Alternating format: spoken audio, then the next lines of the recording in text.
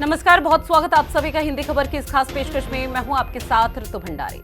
उत्तर प्रदेश में विधानसभा के मानसून सत्र की शुरुआत हो चुकी है। मानसून सत्र के दौरान विपक्ष ने जोरदार हंगामा किया। इस दौरान विपक्ष के विधायक पोस्टर लेकर वेल तक पहुंच गए, जहां इससे पहले उत्तर प्रदेश विधानसभा अध्यक्ष सतीश महाना ने समाजवादी पार्टी के नेता प्रतिपक्ष माता प्रसाद पांडे का जोरदार स्वागत किया, जिन्हें सदन में नेता प्रतिपक्ष के रूप में नियुक्त किया गया है। वहीं उत्तर प्रदेश के सीएम योगी आदित्यनाथ ने 4 नए मंत्रियों का परिचय कराया। उन्होंने कहा कि पंचायती राज और अल्पसंख्यक कल्याण विभाग के मंत्री के रूप में ओम प्रकाश राजभर, प्रदेश सरकार में विज्ञान और प्रौद्योगिकी मंत्री के रूप में अनिल कुमार, प्रदेश सरकार में कारागार मंत्री के रूप में दारा सिंह चौहान और प्रदेश सरकार में कैबिनेट मंत्री के रूप में सुनील शर्मा को मंत्रिमंडल में शामिल कर दिया गया है। यानी ये वो मुख्य चेहरे हैं जो अब मंत्री के तौर पर अपनी भूमिका निभाएंगे। अब ऐसे में आपको ये भी बता दें कि आज विधानसभा में अनुपूरक बजट भी पेश किया जाएगा। इसके साथ ही विभिन्न विषयों पर चर्चा की जाएगी और जैसे ही सदन की कार्यवाही का आगाज हुआ, विपक्ष ने तमाम मुद्दों की फहरिस्त यहां पर बनाई हुई थी और उन मुद्दों पर अपनी बात रखते हुए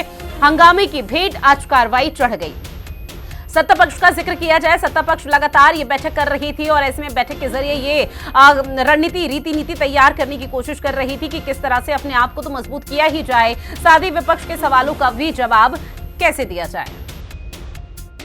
ये मानसून सत्र है।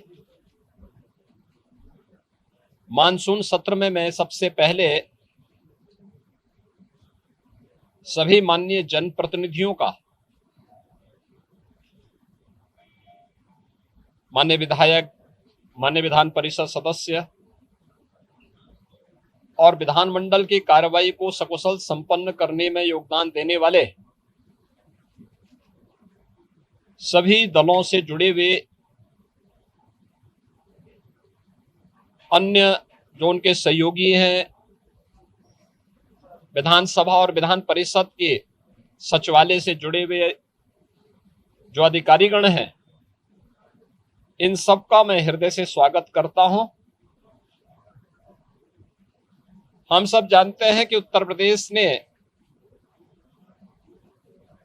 फरवरी में ही अपना बजट पास कर लिया था। मानसून सत्र में प्रदेश की आवश्यकता को ध्यान में रखते हुए पहला अनुपूरक मांग भी सदन में प्रस्तुत होगा। स्वाभाविक रूप से उत्तर प्रदेश आज देश की सबसे बड़ी उभरती हुई अर्थव्यवस्था की ओर अग्रसर हुआ है और यही कारण है कि उत्तर प्रदेश ने पिछले 7 वर्ष में प्रधानमंत्री मोदी जी के मार्गदर्शन में, उनके यशस्वी नेतृत्व में जिन ऊंचाइयों को प्राप्त किया है वे अभूतपूर्व हैं, अविस्मरणीय हैं, अनुकरणीय हैं। सदन की कार्रवाई सुचारू रूप से चले और उत्तर प्रदेश के इस विकास में सभी माननीय सदस्यों का, वे सत्ता पक्ष हो या विपक्ष हो, सभी का योगदान मिल सके, इसके लिए मैं सभी माननीय जनप्रतिनिधियों का आह्वान करूंगा और खासतौर पर विपक्षी सदस्यों से मैं कहूंगा कि वे जिन भी उन रचनात्मक मुद्दों को लेकर के सदन का ध्यान आकर्षित करना चाहेंगे, प्रदेश के विकास से जुड़ी हुई, प्रदेश की जनता जनार्दन से जुड़ी हुई हर समस्या का समाधान करने के लिए सरकार पूरी प्रतिबद्ध है।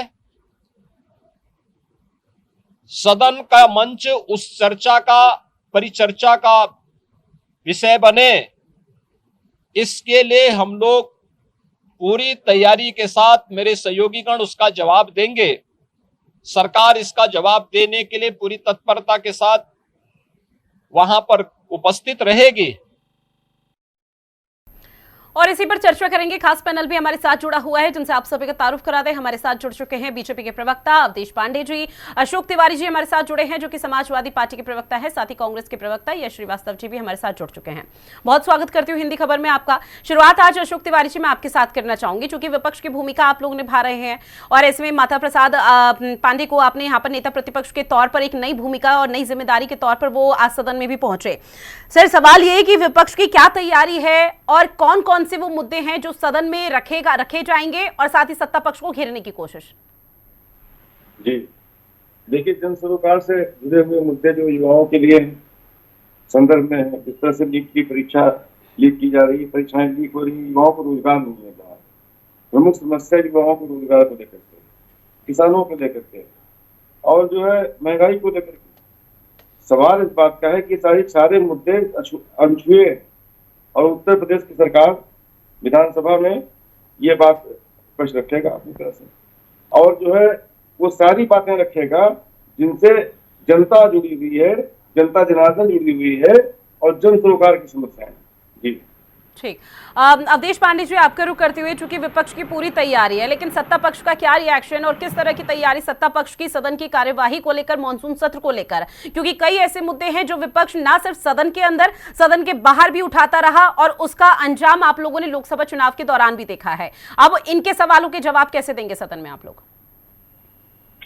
देखिए रितु जी, विधानसभा के अंदर सरकार पूरी तरह से तैयार है और लोकहित और जनहित के जो भी मुद्दे रचनात्मक रूप से विपक्ष लेकर के आएगा उन सभी का जवाब दिया जाएगा।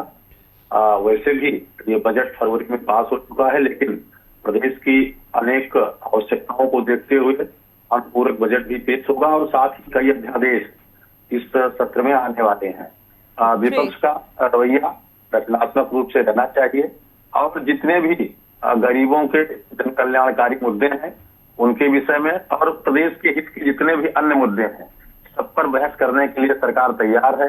आज हम सब लोग जानते हैं कि उत्तर प्रदेश देश की ऐसा दूसरा प्रदेश है जिसकी अर्थव्यवस्था सुधरी है। दूसरे नंबर पर उत्तर प्रदेश आ गया अर्थव्यवस्था की दृष्टि से। आज उत्तर प्रदेश में कानून का राज है, जन कल्याणकारी योजनाएं सबके चौखट तक पहुंच रही है। डीबीटी के माध्यम से सभी लाभार्थियों के खाते में पैसे पहुंच रहे हैं। आज एक दो बातें जरूर है, तात्कालिक रूप से जो बाढ़ की समस्या है उस पर भी सरकार लगातार अपनी पैनी नजर बनाए हुए है और माननीय मुख्यमंत्री जी सहित सभी लोग गंभीरता से दौरा कर रहे हैं, उनके लिए राहत कार्य दिए जा रहे हैं। तो कुल मिलाकर के उत्तर प्रदेश में जितनी भी आवश्यकताओं की चीजें हैं और गरीबों की तरक्की के लिए, खुशहाली के लिए जो भी आवश्यकताएं हैं उन सबको करने के लिए सरकार तत्पर है। परंतु हमें जरूर कहेंगे विपक्ष का रवैया जो है वो गैर जिम्मेदाराना नहीं रहना चाहिए। सदन और सड़क का जो व्यवहार है उसमें अंतर दिखाई पड़ना चाहिए। वैसे सभी राजनीतिक दलों के अपने अपने मुद्दे होते हैं, उनको लेकर के वो गंभीर होते हैं, परंतु सदन में एक खुली चर्चा होनी चाहिए। एक रचनात्मक विपक्ष के रूप में तैयार रहना चाहिए विपक्ष को, और जनहित के जितने भी मुद्दे संसद के अंदर आएंगे उन पर अच्छे माहौल में चर्चा होगी और उसको निर्णय लिए जाएंगे। इसलिए सरकार पूरी तरह से तैयार है। ये श्रीवास्तव जी आपका रुख करते हुए, सत्ता पक्ष का कहना कि हम तो हमेशा से चर्चा के लिए तैयार रहते हैं, लेकिन विपक्ष का जो गैर जिम्मेदाराना रवैया है वो अगर सदन में ना निकले तो निष्पक्ष तौर पर जो तमाम मुद्दे हैं उस पर चर्चा हो पाएगी। ऋतु जी, इस रवैये की बात करने वालों को अपना रवैया देखना चाहिए। ये जो बात हो रही है कि विपक्ष अगर ऐसा करेगा तो ये बिल्कुल कच्ची भाषा में कहा जाए तो लगभग समझ की कमी है। इसको बुद्धि ना होना भी कह सकते हैं, मूर्खता भी कह सकते हैं। यदि आप विपक्ष से ये उम्मीद करते हैं कि आपको लाग लपेट बिल्कुल सही बातें मिलेंगी सुनने को, तो आप गलती कर रहे हैं। हम आपसे सवाल करेंगे युवाओं के बेरोजगारी पर, महिलाओं के साथ जो सम्मान में कोताही बरती जा रही है कुछ समय से और कोई शासन प्रशासन कुछ नहीं कर रहा उस पर, महंगाई पर, हर समस्या पर, और अभी जो सबसे नए मुद्दे आए हैं, नीट परीक्षाओं में धांधली, दूसरी परीक्षाओं में धांधली, और हमारी कांवड़ यात्रा जो पिछले 2-3 सालों से उसमें अवांछित तत्व बीच में घुस रहे हैं, वो कहां से आ रहे हैं? ये इनके बड़े बड़े नेता जाके फूल बरसाते हैं और वहां पे उपद्रव की घटनाएं आ रही हैं। अब या तो कोई अवांछित तत्व घुस गए हैं और या फिर इनके फूलों में कमी है, कुछ गलत फूल बरसा दिए हैं इन्होंने। क्यों हमारी पावन कांवड़ यात्रा में अचानक से इस तरीके से अपराध की घटनाएं आ रही हैं, और ये चाहते हैं कि हम इनकी तारीफ करें, तब इनको बड़ा अच्छा लगेगा विपक्ष। हालांकि मुझे जो विषय दिया गया था वो संसद के बारे में था, पर यहाँ उत्तर प्रदेश विधानसभा की बात हो रही है, ठीक है, लेकिन पूरी समस्या देश की, चाहे उत्तर प्रदेश हो चाहे केंद्र सरकार हो, एक ही है। भाजपा सरकार चाहती है, निश्चित तौर पर केंद्र और राज्य सरकार एक ही है, और राज्य सरकार उत्तर प्रदेश का जिक्र किया जाए तो सर वहां भी विधानसभा का जो मानसून सत्र है उसका भी आगाज हो चुका है। तो मैं चाहूंगी थोड़ा उसी पर फोकस रहा जाए, क्योंकि देखिए समाजवादी पार्टी का कहना है कि हमने तो पूरी तैयारी कर ली है, तमाम मुद्दे हैं जिसका जिक्र आप भी कर रहे हैं, और निश्चित तौर पर ये मुद्दे उठाने भी चाहिए क्योंकि बच्चों के, छात्रों के भविष्य इसके साथ जुड़ा हुआ है।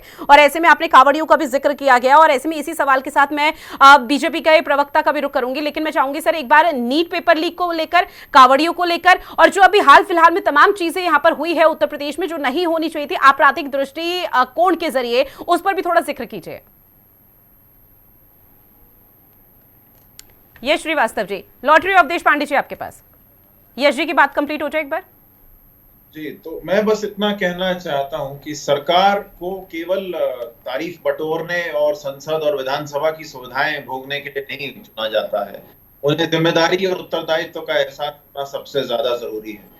यदि आपके होते हुए और आपकी तमाम जो आप लंबी लंबी बातें करते हैं उसके बाद इस तरह की छोटी छोटी घटनाएं बड़ा बड़ा रूप ले लेती हैं, तो वो आपके लिए एक बहुत गलत उदाहरण पेश होता है इतिहास में कि आपने क्या क्या शासन प्रशासन किया। आपके यहाँ क्या आपने पहले कभी सुना है कि इस तरह कांवड़ यात्राओं में कहीं नशे का पता चल रहा है, कहीं उपद्रव हो रहा है, कहीं धार्मिक उन्माद हो रहा है? हमने तो कभी नहीं सुना था। कांवड़िए तो सैकड़ों हजारों किलोमीटर हर साल चलते हैं और अपने गंतव्य पे पहुंच जाते हैं। अचानक भाजपा के फूल बरसाते ही ऐसा क्यों होने लगा है? ये सवाल तो हम करेंगे। ठीक, विश्वनाथ मिश्रा जी भी हमारे साथ जुड़ चुके हैं, वरिष्ठ पत्रकार। सर बहुत स्वागत करती हूँ हिंदी खबर में आपका। और ऐसे में अगर उत्तर प्रदेश विधानसभा का जो मानसून सत्र का आगाज हुआ, यहाँ आप कैसे देख पा रहे हैं कि आज जो पूरी कार्यवाही थी, कम से कम ये मानकर चला जा रहा था कि शायद विपक्ष मुद्दे उठाएगा और उन मुद्दों पर सत्ता पक्ष जवाब देगा, लेकिन पूरी तरह से आज की कार्यवाही हंगामे की भेंट चढ़ गई। देखिए, तो स्वाभाविक सी बात थी क्योंकि ऐसा मौसम माहौल था, तो विपक्ष एक नए स्वरूप में आया है। लोकसभा चुनाव के बाद उनकी एक नया टेम्परामेंट होना ही था, नेता प्रतिपक्ष नया था, तो स्वाभाविक रूप से 10 सीटों पर विधानसभा चुनाव होने ही है, तो वो आक्रामक मोड तो होगा ही होगा। और अगर वो अभी नहीं होगा तो ऐसा प्रतीत नहीं होगा कि वो इलेक्शन में। लेकिन ये जरूर है तो बहुत बेसिक इशूज हैं जिनको कम से कम सत्ता पक्ष विपक्ष दोनों को बहुत संजीदगी से टेकअप करना चाहिए।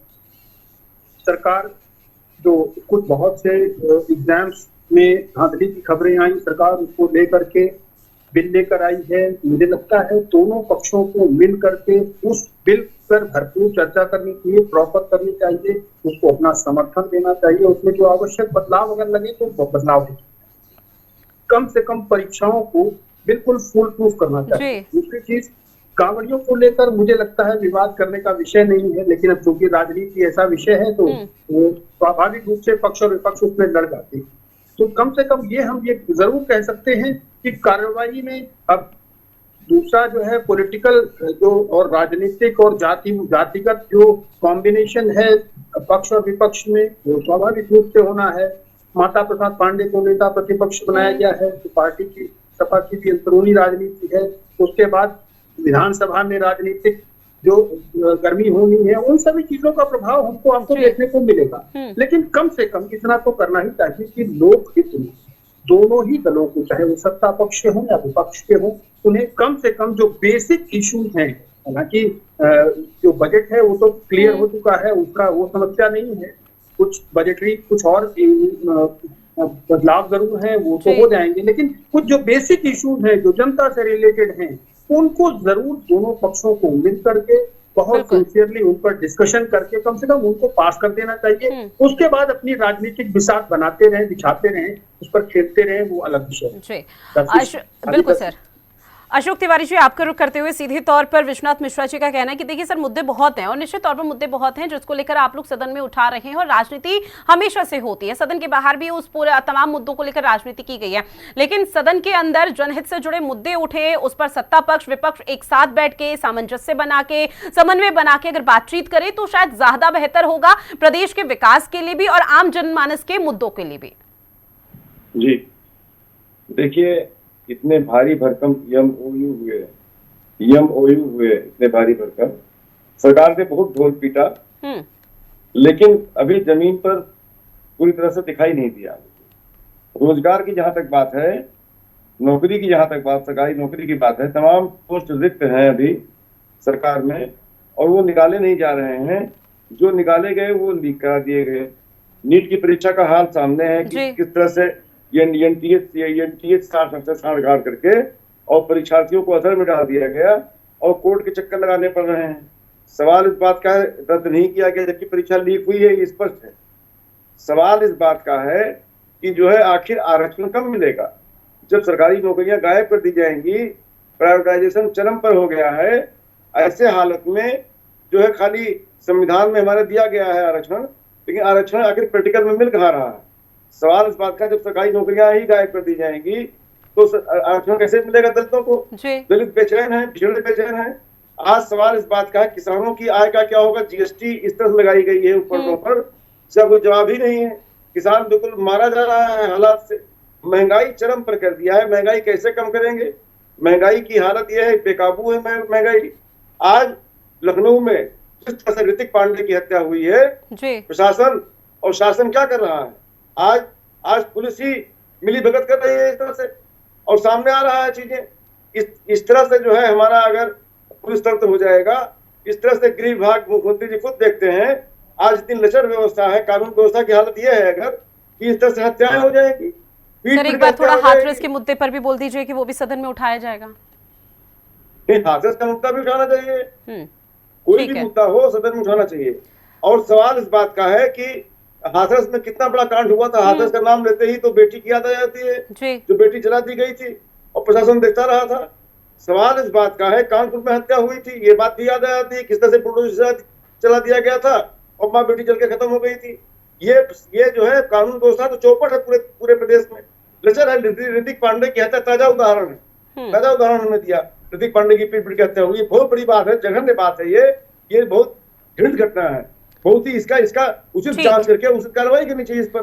सच्चाई ये है कि जो है हम समझते हैं मुद्दे बहुत हैं और इन मुद्दों से सरकार भाग नहीं पाएगी। हम सारे मुद्दे उठाएंगे। आज हम दलित हमारे साथ है, पिछड़ा हमारे साथ, उसके मुद्दे उठाएंगे। जनता में हमारी आधी आबादी ने साथ दिया है। बिल्कुल, अब तो ब्राह्मण समुदाय भी आप लोगों के साथ ही है, क्योंकि माता प्रसाद पांडे को नेता प्रतिपक्ष बना दिया। निश्चित तौर पर ब्राह्मण हो, क्षत्रिय हो, वैश्य हो, सभी हमारे साथ है, अग्रज भी हमारे साथ है आज। ठीक है सर, अब अवधेश पांडे जी का मैं रुख करना चाहूंगी सर, अवधेश पांडे जी का रुख करना चाहूंगी, क्योंकि आपने कहा कि सरकार भाग नहीं सकती और निश्चित तौर पर सरकार नहीं भागेगी, क्योंकि सदन में आप दोनों ही रहेंगे, सत्ता पक्ष और विपक्ष रहेगा और आपके सवालों का जवाब सत्ता पक्ष को देना ही होगा। ऐसे में अवधेश पांडे जी, आपका रुख करते हुए, सबसे बड़ा मुद्दा रोजगार, बेरोजगारी, तमाम ऐसी चीज ये लोकसभा चुनाव में भी देखने को मिले थे और उससे पहले भी सदन के बाहर भी इस तरह के मुद्दे उठाए जाते हैं। सदन के अंदर का जब जिक्र होता है तो समाजवादी पार्टी का कहना है कि लॉ एंड ऑर्डर को लेकर हम इस मुद्दे को बखूबी उठाएंगे। इस मुद्दे पर हम चाहेंगे कि बहस हो, सत्ता पक्ष उसका जवाब दे। और सबसे ताजा उदाहरण यहां पर, हालांकि ये राजनीति का मुद्दा नहीं है, लेकिन उसके बावजूद भी, क्योंकि यश श्रीवास्तव जी ने भी उसका जिक्र किया था कि शायद आप लोग गलत फूल बरसा रहे हैं कांवड़ियों पर, क्योंकि अभी हाल फिलहाल में सोशल मीडिया पर आपने देखा होगा किस तरह से मुजफ्फरनगर, गाजियाबाद और पता नहीं कहां से कुछ वीडियोस ऐसे वायरल हो रहे हैं जहां पर कांवड़ियों का हुड़दंग देखने को मिला है, कुछ कांवड़ियों का हुड़दंग देखने को मिला। लेकिन पुलिस प्रशासन क्या कर रहा है? हाथ में हाथ रख के बैठा हुआ है। तो निश्चित तौर पर यह मुद्दा तो गंभीर हो जाता है। कई लोगों की मौत भी हो चुकी है इस तरह के मामलों में। देखिए, सरकार पूरी तरह से सदन में चर्चा कराना चाहती है, लेकिन विपक्ष चर्चा नहीं करना चाहता, वो हंगामा करना चाहता है। बात तो प्रेस कॉन्फ्रेंस में विपक्ष कहता है सारे मुद्दों को लेकर, लेकिन जब सदन के अंदर उनके विधायक होते हैं तो सिर्फ हंगामा करते हैं, मुद्दा नहीं उठाते हैं। इसलिए जो उनकी रचनात्मक विपक्ष की भूमिका होनी चाहिए उस पर सवाल खड़ा होता है। आज सरकार पूरी तरह से तैयार है। छात्रों के भविष्य को लेकर के एक नया अध्यादेश योगी जी की सरकार ने बनाया है, कि अगर कोई नकल माफिया सक्रिय होगा और वो पकड़ा जाएगा तो 1 करोड़ का जुर्माना और आजीवन कारावास की सजा साल भर गए नकल माफिया के खिलाफ लगाने का प्रस्ताव योगी जी की अध्यक्षता में हुआ है। और इसी तरह से जो कांवड़ यात्रा का विषय है तो कानून व्यवस्था सरकार की पहली प्राथमिकता है। यदि कहीं भी कुछ भी थोड़ा बहुत भी गड़बड़ होता है तो सरकार शीघ्र कार्रवाई करती है। लेकिन सर वही तो समाजवादी पार्टी और कांग्रेस यही तो कह रही है कि कानून व्यवस्था तो उत्तर प्रदेश में पूरी तरह से लचर हो चुकी है, शून्य पे नजर आ रही है। अगर आप सोशल मीडिया प्लेटफॉर्म पर एक्टिव होंगे तो सर आपको भी निश्चित तौर पर कई वीडियोस दिखे होंगे। देखिए, समाजवादी पार्टी को कोई अधिकार नहीं है कानून व्यवस्था पर सवाल उठाने का। अगर वो चर्चा करते हैं तो उसका जवाब दिया जाएगा। नहीं सर, इस तरह की बातों से पल्ला नहीं झाड़ा जा सकता। जो सवाल आपसे है आप उस सवाल का जवाब दीजिए। अब जरूरी नहीं समाजवादी पार्टी ने अपने शासन में जो किया, कार्यप्रणाली को जिस तरह से आगे बढ़ाया, बीजेपी भी वही करे। बीजेपी कम से कम सकारात्मक मैसेज देने की कोशिश तो करे ना। देखिए, भारतीय जनता पार्टी की सरकार है और जहां भी भ्रष्टाचार होता है, जहां भी कानून व्यवस्था का विषय उठता है, सरकार त्वरित कार्रवाई करती है और इसके अनेक उदाहरण है। तो अपराधियों के खिलाफ, भ्रष्टाचारियों के खिलाफ कठोर कार्रवाई करने वाली सरकार योगी सरकार है। जहां तक कांवड़ियों का विषय है तो जो लोग कांवड़ यात्रा पर प्रतिबंध लगाते थे, उनको डीजे नहीं बजवाने देते थे, उनके रूट प्रतिबंधित कर देते थे, आज बहुसंख्यक समाज के सम्मान और आदर। नहीं सर, किसी चर्चा को किसी और एंगल पे मत ले जाइए। आप लोगों की तरफ से नेम प्लेट को लेकर जारी किया गया था, सुप्रीम कोर्ट से आप लोगों को बड़ा झटका लगा। आज सुप्रीम कोर्ट ने आप लोगों से जवाब भी मांगा कि आप लोगों को जवाब देना होगा। नेम प्लेट का जो विवाद है, आखिर इस पूरे मामले को तूल क्यों दिया।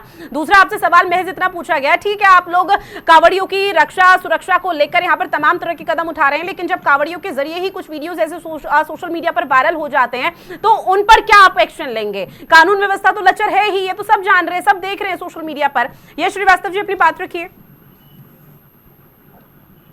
देखिए, ये भाजपा का बिल्कुल घिसा पिटा ये डायलॉग है कि फलानी पार्टी को बोलने का कोई अधिकार नहीं है। इनको ऐसा लगता है कि दुनिया में पहली और आखिरी सरकार इन्हीं को मिली, ना इनके पहले कोई सरकार में था, ना इनके बाद कोई सरकार में होगा। ये गलतफहमी हर भाजपा वाले को, हर आरएसएस वाले को है। तो इनको ये समझना चाहिए कि जनता लोकतंत्र में सबसे बड़ी होती है, किसी का भी घमंड नहीं सहती है और वो इनको बता चुके हैं। अयोध्या के बाद ये बद्रीनाथ भी हार गए हैं, 12-13 और धार्मिक स्थलों में हार गए। इनको ये अपना घमंड छोड़ देना चाहिए। नहीं छोड़ेंगे ये, जब तक पूरी तरह कुर्सी से उतर के वापस पुतले जलाने की स्थिति में नहीं आएंगे तब तक नहीं छूटेगा घमंड। लेकिन देश, लोग, गणतंत्र अपनी सरकार से उत्तरदायित्व मांगेगा। और कांवड़ियों पर सवाल मेरा ये है कि कांवड़ यात्रा हम बहुत सालों से देख रहे हैं, सदियों से चल रही है, लेकिन कांवड़ यात्रियों के बीच में अवांछित तत्व इनकी इस महान निश्चित तौर पर और उसी सवाल का जवाब फिलहाल बीजेपी के पास नहीं है। लौटूंगी सर मैं आपके पास, क्योंकि समय की भी मेरे पास कमी है। विश्वनाथ मिश्रा जी, आपका रुख करते हुए सर, सत्ता पक्ष कहता है कि विपक्ष की मंशा नहीं है कि सदन में किसी तरह से चर्चा की जाए। विपक्ष का कहना है कि सत्ता पक्ष की मंशा नहीं है कि वहां पर जो आम जनमानस के मुद्दे उठाए जा रहे हैं उस पर चर्चा हो सके, इसलिए तमाम तरह के जो हंगामे हैं वो सदन के अंदर देखने को मिल पाते हैं। क्या समझा जाए, धरातल पर क्या स्थिति है मौके पर? देखिए, 2-3 चीजें बहुत बेसिक है। कम से कम कांवड़ियों को लेकर के इस तरह का विवाद जैसा बनाने की स्थिति नहीं है, कोई इस तरह का कोई बड़ा हुड़दंग नहीं है। और जैसा नाम को लेकर के भी विवाद उठाने की कोशिश की थी, तो वो एक आइडेंटिफिकेशन का मसला है। वो तो बेसिक रूल्स में है कि जो दुकानदार है उसकी नेम प्लेट होनी चाहिए, उसकी डिटेल्स आइडेंटिटीज होनी चाहिए। लेकिन चूंकि सुप्रीम कोर्ट ने उस पर अपना डायरेक्शन दिया है, वो अंडर लीगल स्क्रूटनी है, तो उस पर कुछ चर्चा करने की जरूरत नहीं है। मुझे लगता है अभी जो इमीडिएटली पॉलिटिकल पार्टीज के सामने जो इश्यूज हैं वो विधायी कार्य हैं जो सामने हैं, और कम से कम कुछ बहुत बेसिक चीजें हैं, बहुत बेसिक चीजें हैं। देखिए, अभी मुझे लग रहा है शायद यश जी दिखाना चाह रहे हैं कि बिल्कुल सर, चूंकि यश जी जो दिखा रहे हैं मैं उस चीज को क्लियर कर दूं सर। विश्वनाथ मिश्रा जी, क्योंकि आपने सुप्रीम कोर्ट का जिक्र किया जो उत्तर प्रदेश सरकार के जरिए नेम प्लेट वाला मामला सामने आया था, यश जी उस चीज का जिक्र नहीं कर रहे। यश श्रीवास्तव उस चीज का जिक्र कर रहे हैं जो सोशल मीडिया पर हुड़दंग का वीडियो वायरल हो रहा है। माफी के साथ सर मेरे पास समय की कमी है, मुझे चर्चा को यही खत्म करना होगा। बहरहाल आप सभी मेहमान हमारे साथ जुड़े, इस महत्वपूर्ण विषय पर चर्चा की है, उसके लिए आप सभी का बहुत शुक्रिया। लेकिन आने वाले समय में किस तरह से जो सदन की कार्यवाही है वो सुचारू रूप से चलती है, प्रक्रिया के तौर पर चलती है, वो देखना बेहद महत्वपूर्ण है। या फिर कल जब कार्यवाही का आगाज होगा क्या वो एक बार फिर से हंगामे की भेंट चढ़ जाएगी, ये देखना बेहद महत्वपूर्ण। फिलहाल इस खास पेशकश में इतना ही, मुझे दीजिए इजाजत, नमस्कार।